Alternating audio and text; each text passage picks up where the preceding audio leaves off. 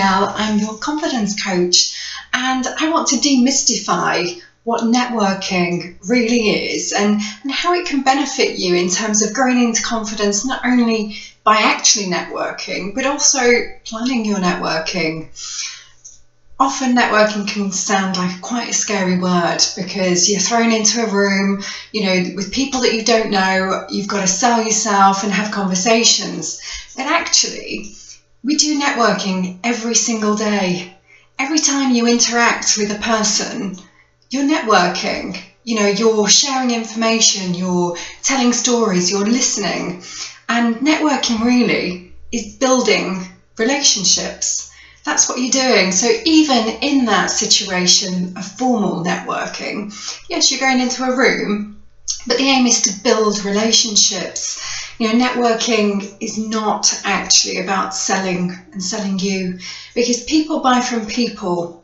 People want to know about people. They want to know their stories. I want to be interested in you. If I'm going to work with you, I want to know all about you. What's your background? Where have you been? Where are you going? What excites you? That's building relationships rather than just actually putting out there, oh, I have this product and I'm selling it to you.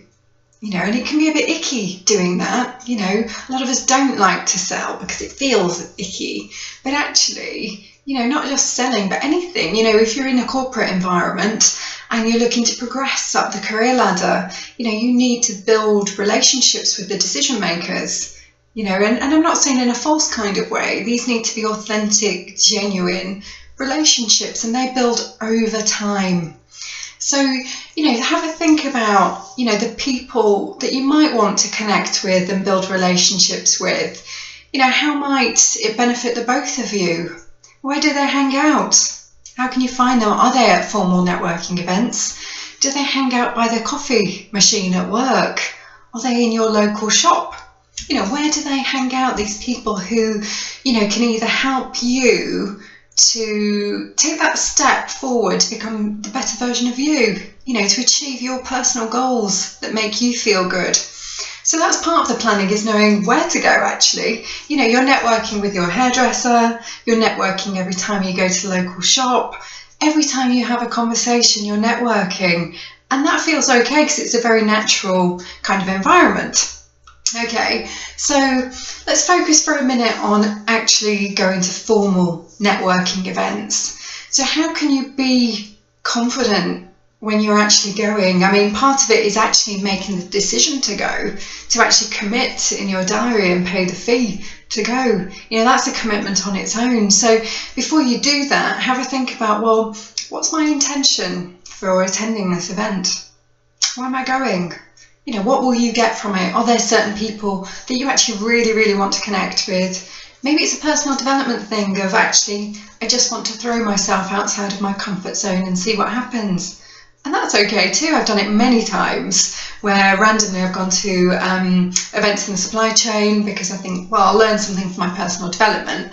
But it's also been great for me in terms of pushing myself outside of my comfort zone. It's helped me grow. I've randomly made some great connections just through having conversations. So, just figure out why it is that you want to go.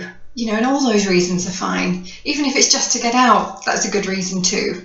So figure out what your intention is. And, know about you. So whilst this isn't selling yourself, you do need to know about who you are and what you do. So for instance, if you do run a business, what is your business? And how do you help others by running your business? People will eventually ask you. It's not the first thing that you say generally, because it's a conversation. People will ask you, what do you do? And then at least you're prepared, you've practiced it. Yeah? So know what you do, but also go with the intention or set the mantra for yourself that actually, in this networking event, I am going to build relationships. I am going to listen. I'm going to find out about other people, because that is building relationships. I know quite often some of these networking events will have like a 60-second round table where you have to introduce yourself. And the best thing to do is to be as authentic and natural as you can. Introduce your name, your business. What do you do to help others, and how are you different? We're all different. We're all special. We're all unique. So how are you different? You know, if there's a couple of, let's say, virtual assistants in the room, what makes you different? You know, and it doesn't have to be something that's said in a cocky way, and you don't even say I'm different, because just explain what you do and how, and that's the difference. Okay, and practice it, have a go. You know, there will be the butterflies before you actually introduce yourself, you know, and know if that is happening at the meeting too, so that you can prepare. Even I get the butterflies every time I do it, and each time I think I say something completely different just to keep me entertained, so I'm not bored every time with what I'm saying, that it's fresh and it's new, you know, so it's natural. Everybody in that room will be nervous about introducing themselves. But this is your opportunity to tell people, you know, what you do, what makes you different, you know, why you do what you do. So, you know, prepare. I say for any networking event, go a little bit prepared, know why you're going, perhaps who you want to meet even, because sometimes there are lists before. And just go with the vision of, I'm here to build relationships. I'm not there to sell myself, I'm here to build relationships, and go with that, because that will give you such a calming effect rather than, oh my goodness, I need to go and sell myself. And if you are doing something like a 60-second introduction, plan it, have it written down in front of you. You know, the first couple of times you might want to read it until you feel comfortable, you know, but imagine you're talking to a friend and telling them about what you do. Even if you're in the corporate world, you know, a lot of people don't understand job titles, so it's worth just saying, the things I do are how I help people in my organisation, is, you know, so people really understand what you do from a personal perspective. Yeah, and see around the room, are you getting engagement as well? But practice. It's all in the planning a little bit, which makes you feel so much more confident attending events. And once you've done one, you'll go to another, and the confidence will build the more that you go. And don't get me wrong, the butterflies will still be there, but it's a good thing, because it means it's important to you.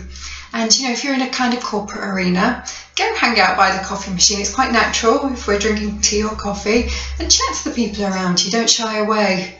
You know, normal conversations like you would to a person in a shop, or perhaps when you pass somebody like a neighbour on the street. So don't shy away from it. The more you do these things, the more you will grow into confidence and become, you know, the best of the real you. Okay, have a go, get out there, go and do some networking, whether it be formal, informal, just go out there and do it and see how much you can grow in confidence. Good luck.